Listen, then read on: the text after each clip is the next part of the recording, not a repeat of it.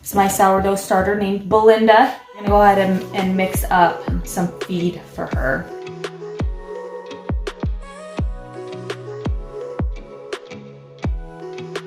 I'm gonna try to make about the same amount of feed as I do starter, just so that she's well fed. So I'm doing that's about 2 cups of flour there, and then I'm going to use filtered water. You don't want to use tap water when you're doing your starter, just because the chlorine in it and the bleach and whatever is in the water going to kill your wild yeast. So I'm gonna hurry and grab some filtered water from my water purifier over there. So I put just a little bit of water. I might need more. So I'm gonna need some more water. This is looking pretty clumpy. I want it to be pretty smooth. We're gonna go ahead and add our starter now. Some of that filtered water. I'm gonna put some on my hands, just coat my hands in it so that I can pull out this starter without it really sticking to me too bad. I like to use my hands for this part to thoroughly combine everything, because as you can see, the starter is pretty thick and the feed is pretty thin. I might end up using a little bit more flour, I think. Yeah, I think I am gonna add just a little bit more flour.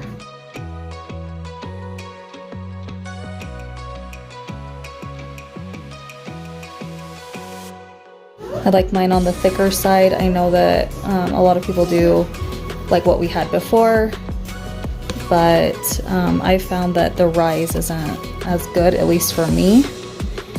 And I know that the yeast is different in everyone's environment. You might have to experiment with what works for you. Go ahead and add our starter back into the jar.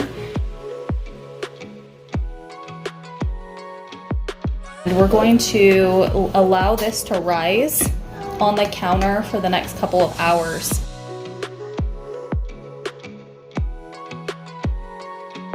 All right, so you guys can see that I've just put this rubber band right where the starter is so that I can see where we're starting. You can use a marker. I like to use a rubber band.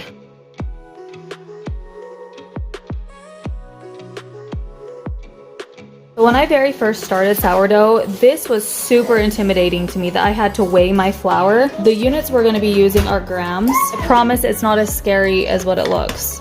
We're going to zero this out, and I'm going to go ahead and add my flour first.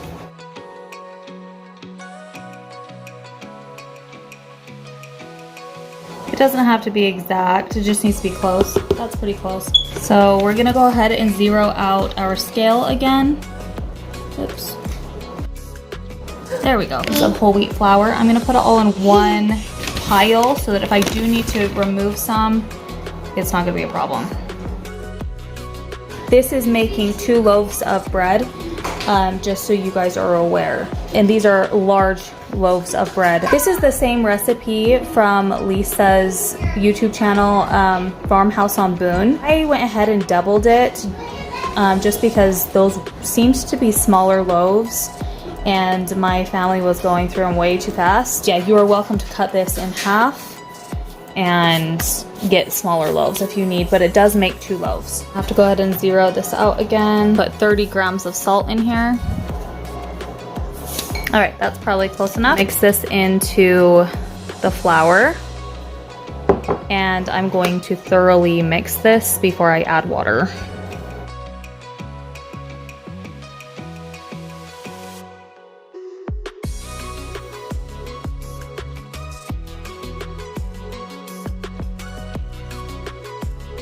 So I just take a plastic bag and put it over just like that, just so that it doesn't dry out too much.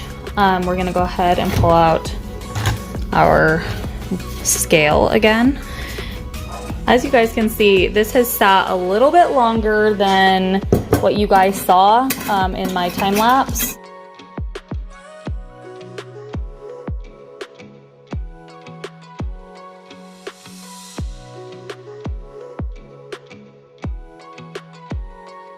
Perfect, 300 grams right there. When storing your starter, you want to have some sort of lid on it so it doesn't dry out. I usually leave it really loose, enough where it can still get some air and breathe, because it needs to breathe. Just gonna put it in the fridge just like this. It is obviously risen up, and it will continue to rise. I will probably end up making sandwich bread maybe tomorrow or the next day. So it shouldn't be too big of a problem not to feed it right now, but normally I would feed it. Use the same technique, use a little bit of water, and it helps it not to stick so much. But we're gonna go ahead and mix this into our dough.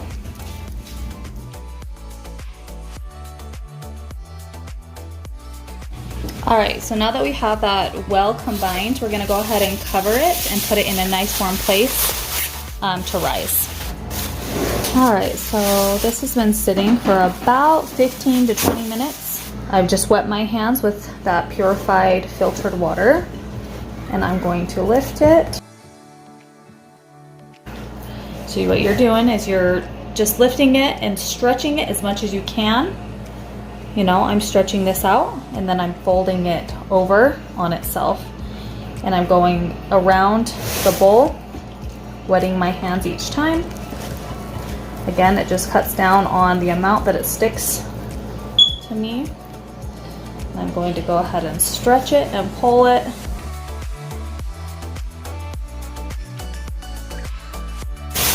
Cover this back up, put it back in its warm spot again. We'll do this 4 to 5 times, and then I usually will separate it out into separate dough balls, put it in the fridge to ferment overnight. We had to run out really fast. Has been rising way longer than I had intended. Usually I don't let it go this long, but I totally did because I had to leave.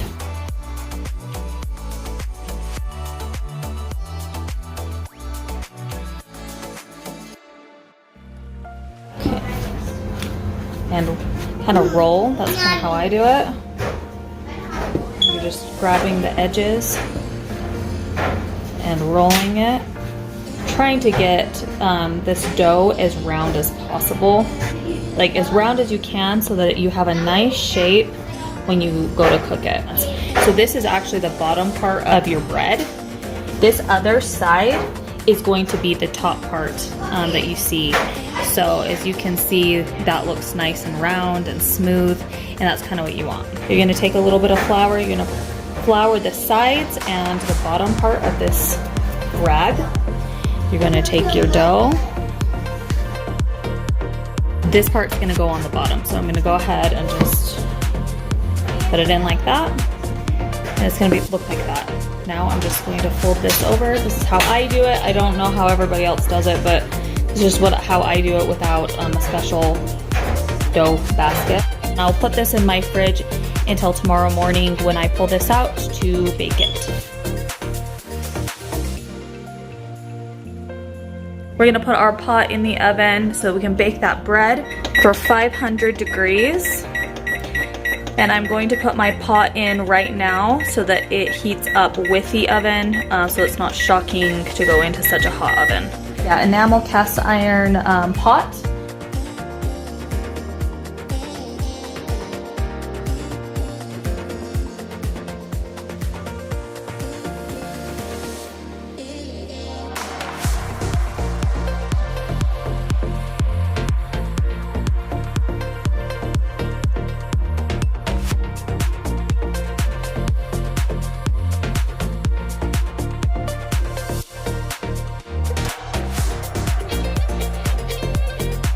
We're gonna let that bake in there for about 20 minutes. After the 20 minutes is up, we're gonna reduce the heat. It'll bake for another 25 minutes with the lid off.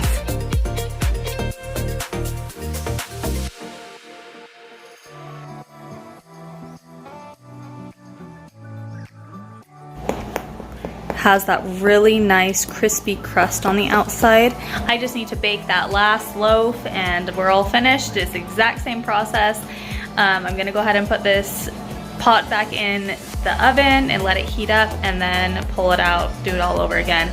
But thank you guys so much for stopping by. I hope that this was helpful. I'll have the recipe in the description box below, as well as Lisa's video from Farmhouse on Boone.